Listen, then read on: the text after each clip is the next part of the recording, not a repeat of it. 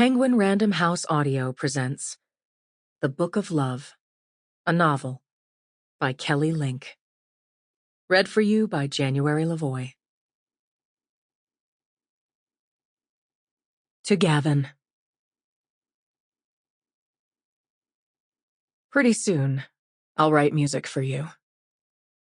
John Cage. The Selected Letters of John Cage. The Book of Susanna. A girl wakes up in her sister's bed. "Laura?" she says. No one answers. Oh, she shouldn't be here. The one who should be here isn't. The girl's name is Susanna. She is too tall, lamentably tall, and she has bad dreams. Shouldn't her dreams be comforting? Restorative? Shouldn't she see the ones she longs with all her heart to see? But in dreams, too, they are inexplicably missing. The sheets are half off the bed as if someone has been yanking them.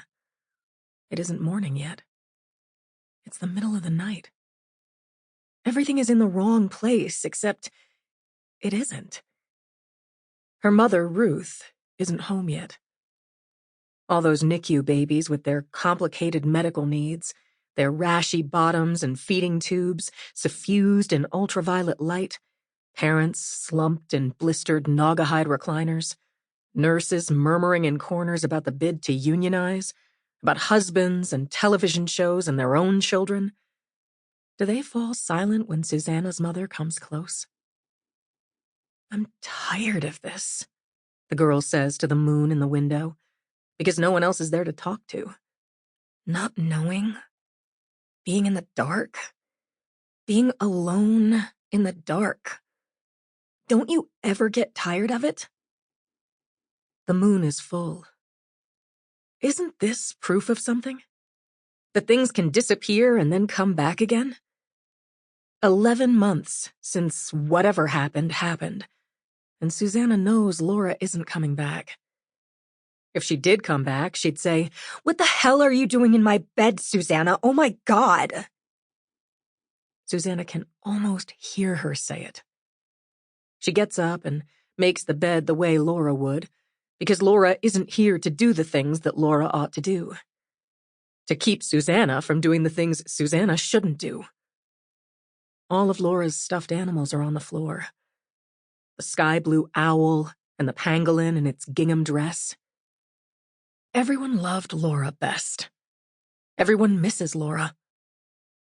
The threadbare dog with the sewn-up place where the button eye should be has a secret name.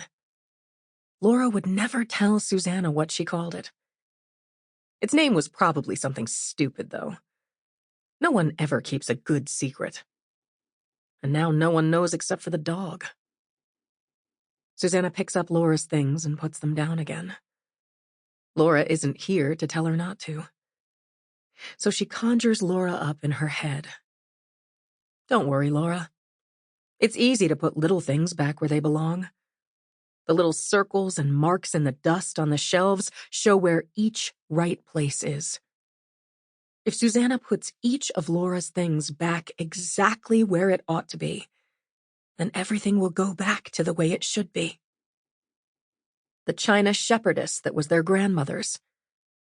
Susanna has a silver ring, missing all but one of its seed pearls.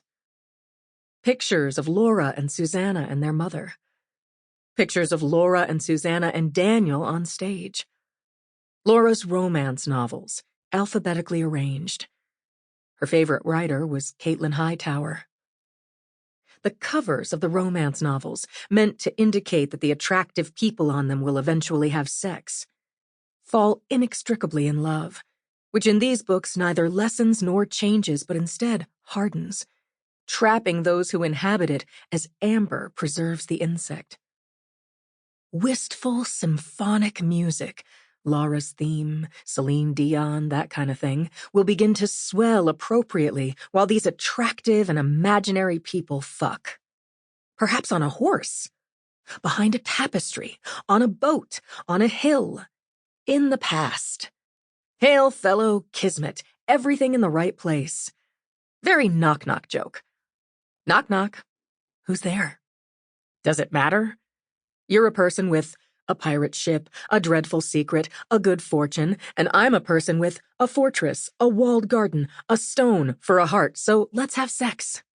Let's fall in love. Sure. Why not? There are so many novels about falling in love, and so few about finding a really good and rewarding job.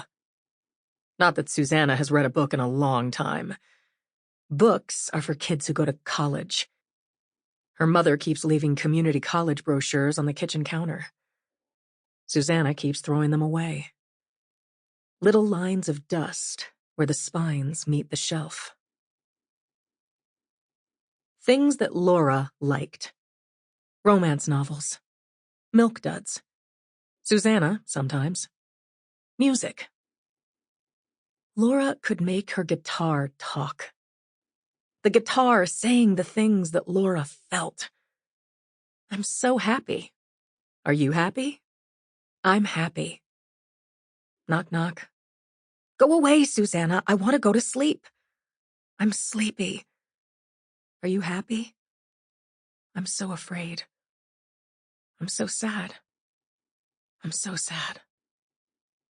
Laura's bed, Laura's closet, Laura's clothes in drawers and behind the closet door. Susanna can borrow them now, and Laura won't complain. Knock, knock. Who's there? Dear sister, it is I, your sister. I am here, and you are not. Can I borrow your red sweater? Okay. Sure. Why not? The jadeite mug on the windowsill holds guitar picks and Chinese fortunes. You are beautiful and mysterious to all who encounter you. Do not fear change. Every door will be open to you. Platitudes and lies. Susanna stands at Laura's window. Across the lawn is Daniel's house, the yellow rectangle of Daniel's window, a light on in Daniel's room. Does his mother sit there when she can't sleep? Susanna picks up her sister's old Harmony Sovereign Marvel Tone acoustic and runs her hand down the neck. Laura, Susanna says, come back. You should come back, or else I'll do something terrible. I need you to come back. She waits for an answer. Gets none. Actually, this is typical of Laura, who believed in the silent treatment. So, Susanna thinks, let's be typical. She's tried so hard to be good the last few months. Has anyone even noticed? If Daniel were here, he would have noticed. Mo would have noticed, even if he didn't say anything. She's pretty fucking sure Laura would have noticed. If Daniel were here, he would help her figure out how to live without Laura. If Laura were here, she and Susanna could figure out together how to live without Daniel. But it's only Susanna. It will only ever be Susanna again, which means that Susanna can't be Susanna. She doesn't know how. Laura's first guitar was the Harmony.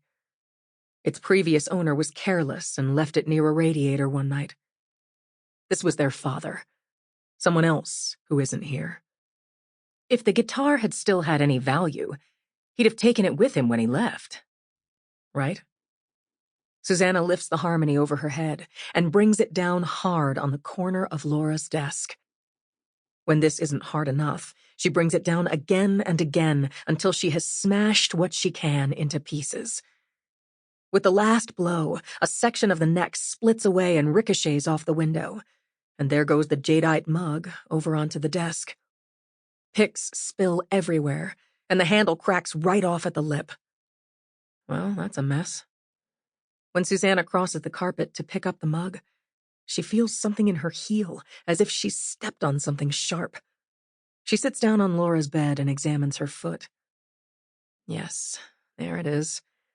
A splinter. She'll leave it there for now. A reminder of her sins. What does she feel? The small hurt where a splinter. Sample complete. Ready to continue?